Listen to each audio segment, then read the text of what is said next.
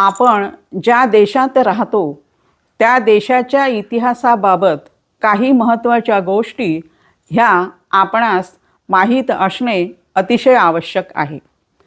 आपल्या देशामध्ये 2 राष्ट्रीय उत्सव हे मोठ्या प्रमाणात साजरे करण्यात येतात, 15 ऑगस्ट व 26 जानेवारी.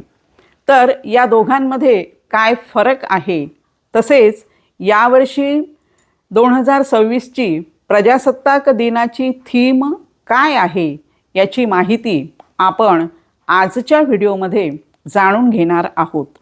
नमस्कार, मी प्राध्यापक पद्मजा पुनसे निंगोट आपले मनपूर्वक स्वागत करते.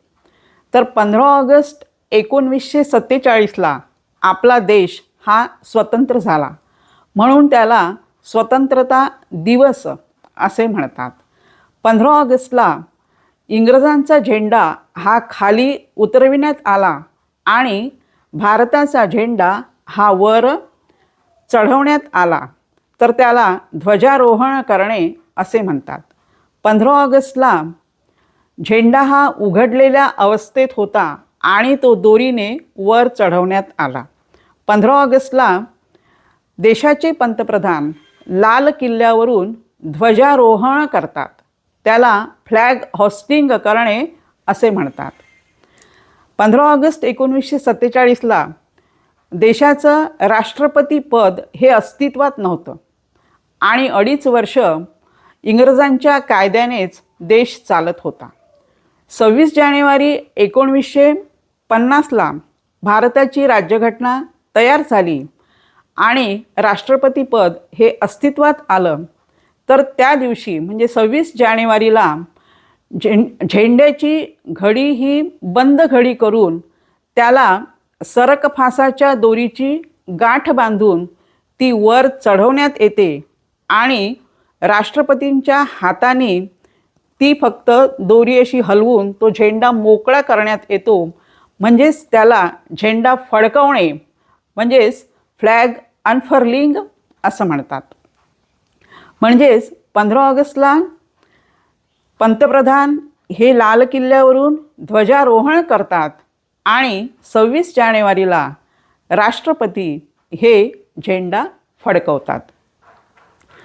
तसेच 15 ऑगस्टच्या म्हणजे स्वातंत्र्य दिनाच्या ध्वजारोहणाची सांगता ही 15 ऑगस्टलाच होते, पण 26 जानेवारीला आपल्याकडे पाहुणे बोलावण्यात येतात बाहेर देशातील आणि त्याची सांगता हे बीटिंग रिट्रीट इथे करण्यात येते.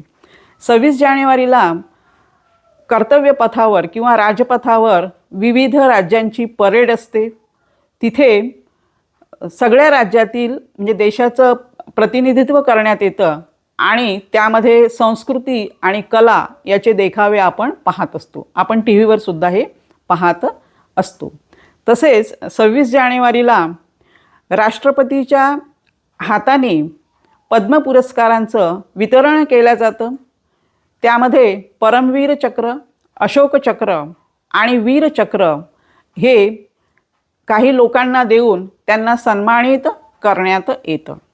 हे सर्व 26 जानेवारीला करण्यात येतं. तर 26 जानेवारीला जी घटना आपली अस्तित्वात आलेली आहे त्या घटना समितीचं नेतृत्व हे डॉक्टर बाबासाहेब आंबेडकर यांनी केलं. त्यांनी घटना समितीचा मसुदा तयार केला, म्हणून डॉक्टर बाबासाहेब आंबेडकर यांना राज्यघटनेचे शिल्पकार असं म्हणतात. आणि 15 ऑगस्टचा संबंध हा स्वातंत्र्य सेनानी सैनिक यांच्यासोबत जोडलेला आहे, ज्यांनी तिथे बलिदान दिलेलं आहे.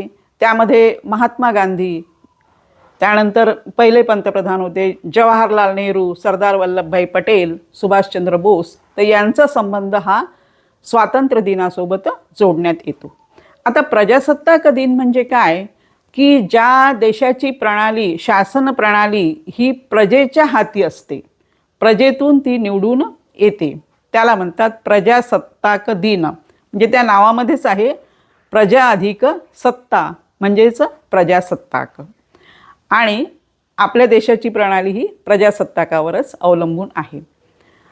त्यानंतर यावर्षी 2026ची जी प्रजासत्ताक दिनाची थीम आहे ती आहे वंदे मातरम.